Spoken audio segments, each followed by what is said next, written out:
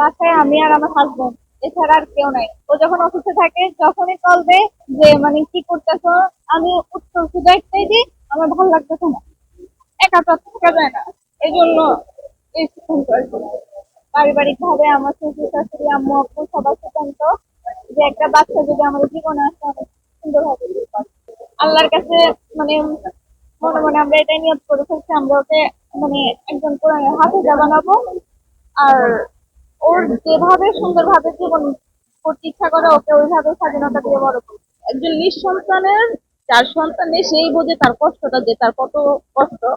তার মধ্যে যদি মানুষের আরো কথা শুনতে হয়, আশেপাশের মানুষ আত্মীয় স্বজন তাদের কথায় আরো বেশি কষ্ট হয়, মানসিক ভাবে অসুস্থ হয়ে যায়, ডিপ্রেশনে চলে যায়। তো এই জন্য আমি আরো ডিসিশন নিয়েছি যে একজন সন্তান আমি আমার নিজের সন্তান হিসেবে পালন করব। সে অসহায় হোক বা এতিম হোক, তাকে আমি নিজের সন্তান হিসেবে লালন পালন করতে চাই। আমার যে মমতা আছে, মায়া আছে, ওটা দিয়ে আমি তাকে বড় করতে চাই। অনেক লাঞ্ছনা, অনেক কষ্ট নিয়ে 8 বছর কাটিয়েছি, অনেক মানুষের কথা শুনে কাটিয়েছি, অনেক রাত ঘুমাই নেই, অনেক কান্না করেছি, যেগুলো হয়তো আমি কাউকে দেখাতে চাই না, প্রকাশ করতে চাই না, ভিতরের কষ্টটা ভিতরে রেখেছি। শুধু একটাই চেয়েছি আল্লাহর কাছে, যে একটা সন্তান চেয়েছি, হয় এটা নিজের হোক বা অ্যাডপ্ট হোক, মানে যেভাবে হোক, যে একটা সন্তানের মা হতে চেয়েছি। সন্তান নিয়ে তো অনেক স্বপ্ন থাকে, প্রতিটা মায়ের মতো আমার অনেক স্বপ্ন আছে যে আমি আমার সন্তানকে অনেক সুন্দর ভাবে বড় করব, একটা নেককার সন্তান হিসেবে গড়ে তুলবো, অনেক সুন্দর ভাবে মমতা দিয়ে বড় করব। ওরকমই স্বপ্ন সবার মতো আমারও স্বপ্ন রয়েছে, আমার সন্তানকে নিয়ে আমি একটা মানুষের মতো মানুষ করবো। ভুল সবই ভুল। আমি অনেক চিকিৎসা করিয়েছি, ডাক্তার দেখিয়েছি, কিছু জটিলতার কারণে ডাক্তার আমাদের বলে দিয়েছে যে আমাদের কখনো সন্তান হবে না।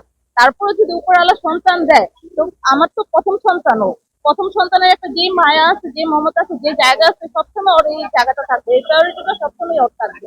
তো 8 বছর আমাদের কোনো বাচ্চা হয় নাই। আমরা বিভিন্ন জায়গায় ট্রিটমেন্ট করছি, ইভেন কি আমি চেন্নাইতেও ডাক্তার দেখাইছি।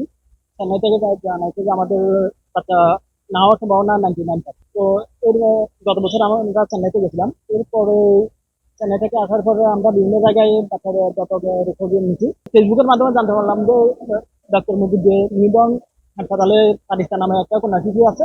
ওনারা আদালতের মাধ্যমে এটাকে একটা পরিবার হাতে তুলে দিতে চায়। তো আমরা ওনাদের সাথে যোগাযোগ করলাম, ওনারা বললো যে লিখিত আবেদন করার জন্য। তো আমরা গত 2 সপ্তাহ আগে লিখিতভাবে আবেদন করি।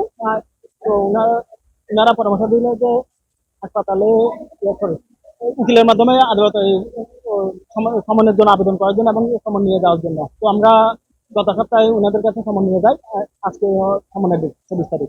কষ্ট এবং অনেক সাধনার পর আমরা এই ব্যবসাটার শেষ পাইছি।